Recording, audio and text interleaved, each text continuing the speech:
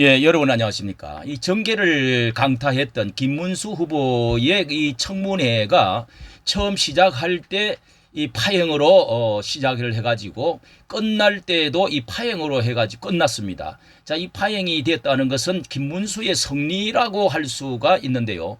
이 윤석열, 정강훈 그리고 김문수 이 세 사람은 한 덩어리로서 팬덤을 각자 가지고 있는, 윤석열 대통령은 뭐 두말할 것도 없이 전강훈 목사도 그렇고요. 김문수는 이번에 완전히 이제 팬덤을 이 정치계의 중심 부분에 선 사람이다. 자, 이런 점에서 정치 풍향계가 이 세 사람에 의해서 어떻게 움직여질 것이냐 하는 것은 차기 대통령 후보로도 김문수가 이제 이 등극을 이미 올라섰다 하는 이야기도 많이 있습니다. 보수 자유 우파 있어서는 굉장한 센세이션 돌풍을 일으켰는데요. 이렇게 윤석열 다음의 인물은 과연 누구일까? 자, 이런 점에서 여러 가지 이제 한동훈과 비교도 많이 하고 아주 대립적인 이 관계에 있는 것에서 관심이 아주 커지게 되었습니다. 자, 여기에 대해서 특별히 이제 서면에 대하여 이 청문회 하기 전에 서면 답변을 제출한 것에 대해서 한겨레에서는요, 어떤 이제 코너의 가장 큰 문제가 이런 것이다 하는 것을 이제 나타내 보여주기 위해서 이 정리해 가지고 서면 답변서에 대해서 가장 많이 이제 거론한 것이 박근혜 탄핵 과연 재평가는 어떻게 하느냐, 그리고 정강훈과의 이 유튜브, 거구 유튜브라고 하는 뭐 거구 유튜브, 거구 반노동 은사 뭐 이런 말로 해가지고 결국은 이제 파경을 시키려고 했던 건데, 자, 그 내용을 이렇게 중심 부분을 보도록 하겠습니다. 23일 노동부가 국회 환경노동위원회에 제출한 서면 답변서를 보면은 김 후보자는 대표적인 기독교계 거구 은사로 꼽히는, 자, 이렇게 해가지고 완전히 그 기반을 날려버렸던 사람들이 많이 있습니다. 이 정강훈은 뭐 불촉천민과 같이 절대 이렇게 가까이 해서는 안 된다, 뭐 이런 것이 이제 퍼져 있는데요. 이번에는 그게 아닙니다. 대표적인 기독교 거구 인사로 손꼽히는 정강훈 목사와 2020년 창당한 자유통일당에 대해서 원칙적인 통일당은 원칙적 자유민주주의, 자유시장 경제 등을 지향하는 정당이라며 답변했습니다. 국민의 힘과 정치적 지향이 다르지 않다고 생각한다. 이것도 솔직담백한 말입니다. 밝히고, 그는 당시 자유통일당 대표를 맡으면서 우리 태극기 부대만이 대한민국을 적화 통일로부터 막을 수 있다고 발언한 바 있다. 그렇습니다. 김 후보자는 경제사회노동위원장의 시절 전 목사와 사적 공적으로 만났는지에 묻는 박예철 더불어민주당 의원의 질의에 대해서는 개인과 제3자의 생활에 관한 사항으로 제출하기에 곤란하다 이렇게 밝혔다고 하면서, 그 외에 뭐 태극기 부대를 집중적으로 부대 집회에서 발언들 여러 가지, 뭐 문재인 빨갱이 기생충 뒤주 넣어야 된다, 뭐 이런 발언들을 주로 이제 태극기 집회를 3년가량 했는데, 저도 그 자리에서 중심에 빠지지 않고 그 자리에 있었던 많은 사람들이 있습니다.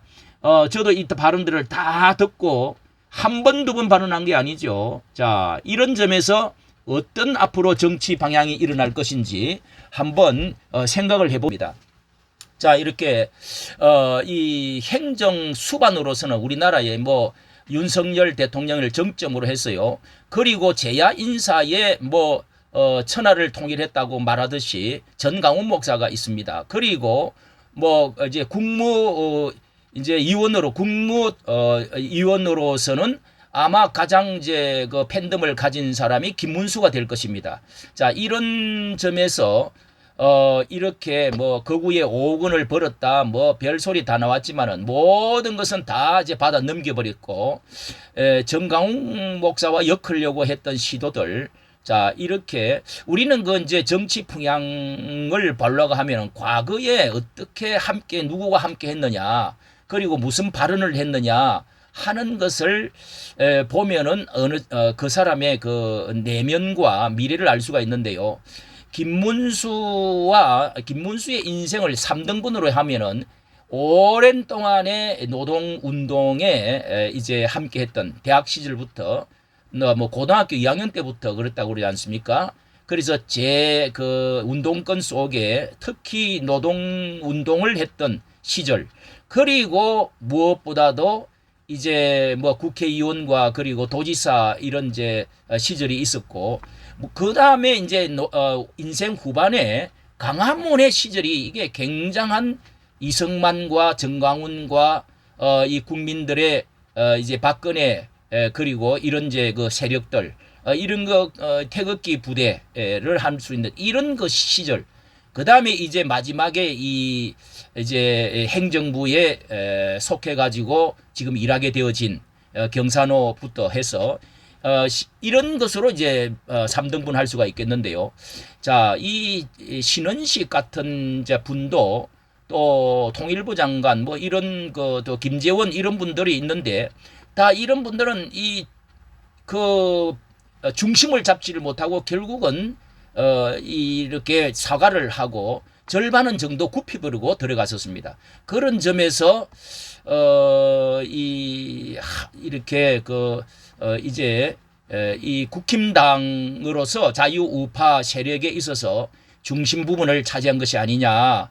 그 인요한 같은 경우도 같은 이제 기독교적인 사람들, 김기현 또 국힘당의 통일부 장관도 안수집사입니다. 그리고 뭐 한동훈, 김재원 이런 모든 사람들을 다 합쳐도 이 사람 이 김문수가 우뚝이 선거하고는 결이 다르다 하는 점을 알 수가 있는데요. 그 외에 박근혜 태극기 탄핵 집회에 그 반대 운동 함께 했던 3년, 그리고 조국을 끌어내리고 기울어진 운동장을 이 서초 세력과 강화문 세력 완전히 그때 승리했지요. 4대6으로 기울어진 운동장을 6대4로 바꿔놨습니다. 뭐 현장의 증인들은 너무도 많죠.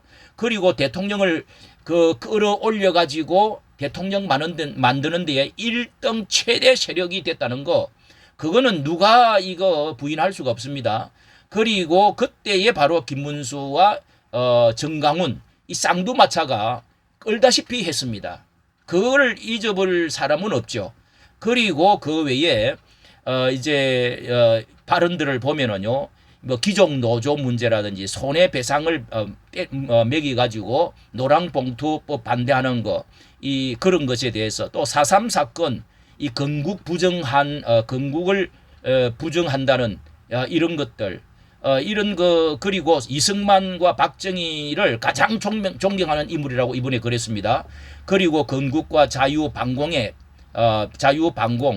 이 가장 영향을 많이 받은 사람이 뭐 이승만과 전강훈이라고 할 수가 그렇게 말할 수도 있습니다. 그리고 문재인 뭐 총살, 그리고 깜과 디주에 어쩌고 하는 거, 신영복을 존경한다 김일성주의자, 이런 것에 대해서 엄청난 거부 반응. 그리고 뭐 빨갱이 기생충이라든지 반국가 세력, 반자유, 반통일에 대한 그 척결, 이것에 대한 강조, 이것은 너무도 이 세 사람이 딱 한 덩어리가 되어 있는 것이죠. 그리고 반일은 안 되고 친미해야 된다. 박정희 동상을 강화문에 세워야 된다. 뭐 이런 말이라든지, 결론적으로 말이죠. 삼터리오 삼두마차로 이렇게 갈 수 있는 가는 그런 이제 모양을 우리가 연상을 할 수가 있는데요. 윤석열 차기의 그 인물은 어떻게 흘러갈 것이냐. 이 전목사의 큰 제야의 전위부대, 이 전위부대는 대통령이 개인적으로 이제 만나든 안 만나든 김문수가 개인적으로 만났느냐 안 만났느냐 뭐 그런 그 말은 하나마나 너무도 한 덩어리 한 떡 한 팬덤으로 되어져 있다는 거. 자, 이런 것은 부인할 수가 없는 것이기 때문에 앞으로 상호 어떤 시너지 효과를 나타내고 어떤 결말을 가져오게 될지 굉장한 기초가 주목이 되어진다고 생각이 됩니다. 이까지 정치 감사합니다.